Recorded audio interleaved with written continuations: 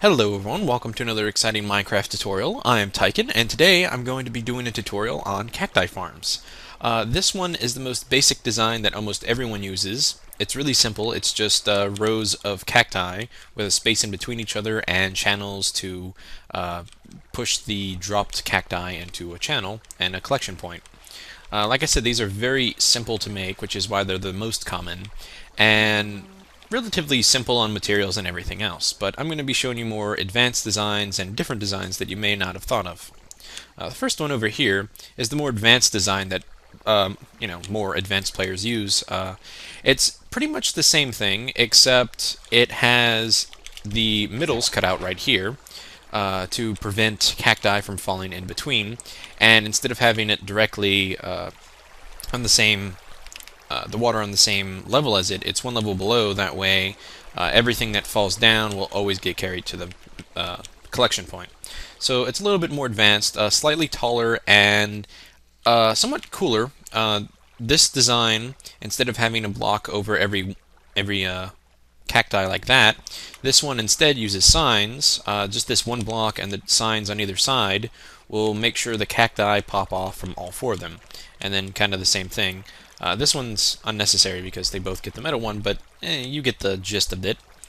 This design is made by, hold on, I wrote his name down right here, Automator MC. He has some really interesting machines, and I like this specifically because I like machines that are semi-automatic. That way you can collect things pretty much whenever you want them instead of constantly flowing down and making entities that lag the game. This one allows you to press a button and all your product falls to the ground. Of course, the one problem with this is simply that they get kind of scattered.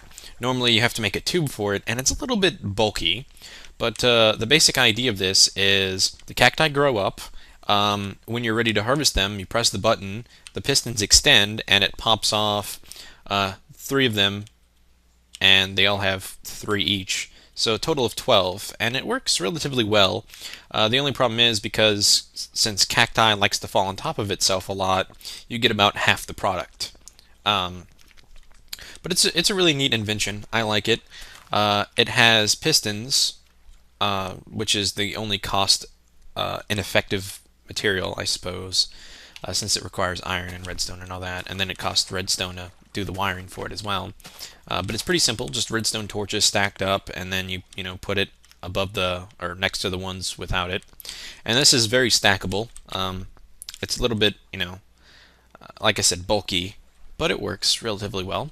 And then this is a different design, pretty much similar.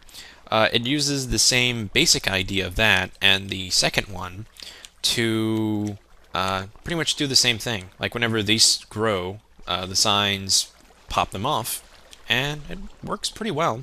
And then you have to get a little trickier with the middle ones because, ooh, I broke that.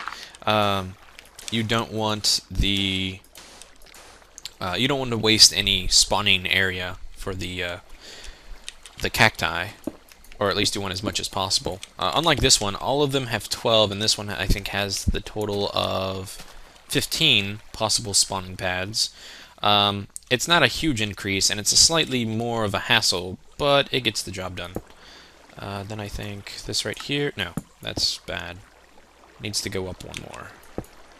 And then forward and oh, water. I'm just messing up so bad right now. Okay.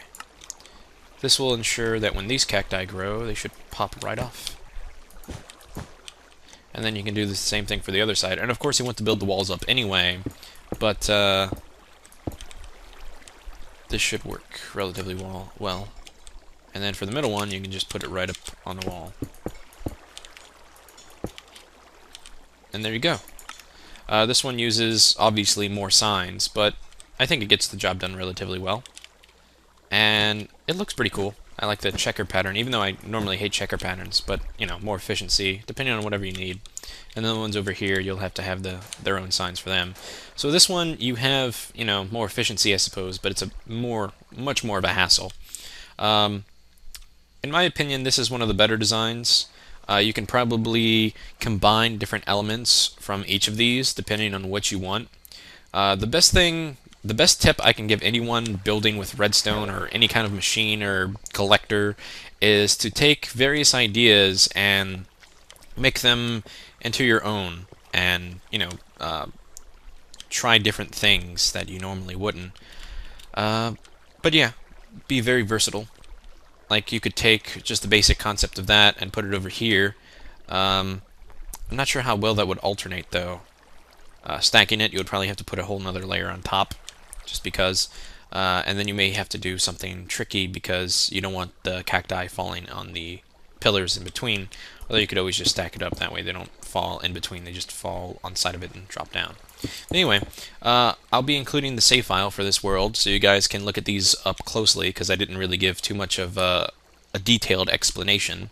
But yeah, hopefully you guys will be able to look at it, figure it out for yourselves, and just see what you can do with your own farm. Plus you're on this big open area, so you can test it out for yourself. Anyway, I hope you all enjoyed this, hope it was informational, and I'll see you guys next time.